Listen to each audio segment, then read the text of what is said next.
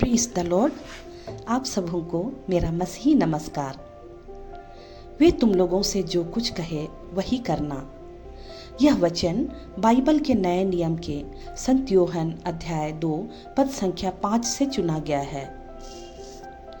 दोस्तों, यह कथन काना के विवाह भोज में यीशु की मां मरियम द्वारा कही गई है। आज मैं आपको प्रभु यीशु के पहले चमत्कार जो उन्होंने गलीलिया के काना नगर में दिखाया था, उसकी कहानी बताने जा रही हूँ। एक बार गलीलिया के काना नगर में यीशु के परिवार को विवाह भोज में निमंत्रण मिला, तो यीशु, उसकी मां मरियम तथा उनके शिष्य विवाह में शामिल होने को गए। वहाँ बहुत लोग भी आए थे।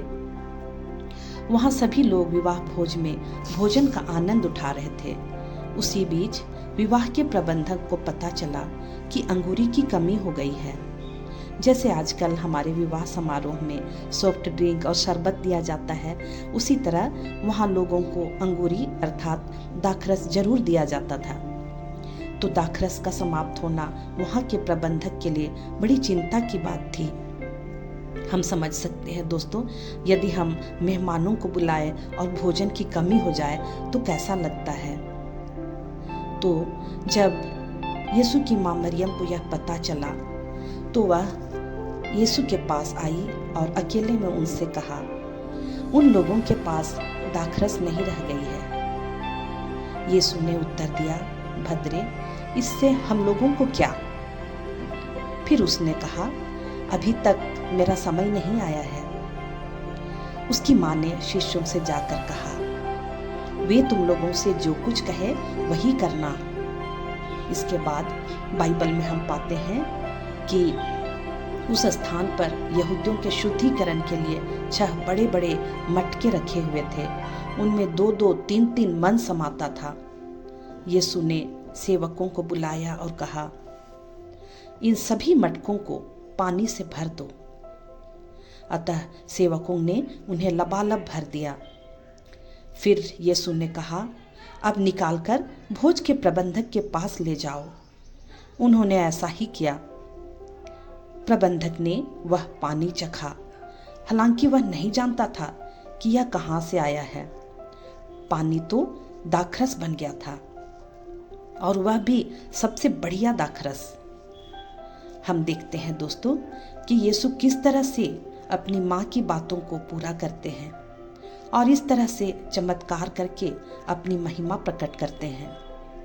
प्रबंधक इस बात से चकित था कि इतना बढ़िया और स्वादिष्ट अंगूरी अब तक कहाँ रखी गई थी। अतः वह दूल्हे को बुलाकर पूछते हैं, सभी जगह लोग पहले बढ़िया अंगूरी परोसते हैं और लोगों के नशे में आ जाने पर घटिया। आपने इतनी बढ़िया अंगूरी अब तक कहाँ रख छोड़ी थी। इस तरह हम देखते हैं दोस्तों, प्रभु यीशु ने गलीलिया के काना नगर में पानी को दाखरस में बदलकर अपनी सेवकाई का पहला आश्चर्य कर्म किया था। दरअसल प्रभु यीशु अब अपना काम इस दुनिया में प्रारंभ कर चुके थे, जिससे कि लोग उन पर विश्वास कर सकें, और इसके द्वारा उन्होंने अपनी महिमा प्रकट की। इस कहानी से हमें यह शिक्षा मिलती है दोस्तों कि हमें अपने बड़ों का मान रखना चाहिए, जैसा कि यीशु ने अपनी माँ की बात मानकर किया। दूसरी यह कि हम जो कुछ करें वह ईश्वर को भाए, अर्थात हमारे कर्मों के द्वारा ईश्वर की महिमा हो सके। तो ये कहानी मैं यही समाप्त करती हूँ दोस्तों।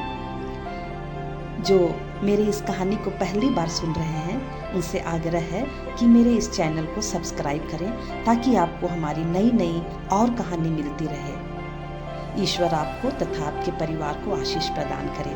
धन्यवाद। Praise the Lord.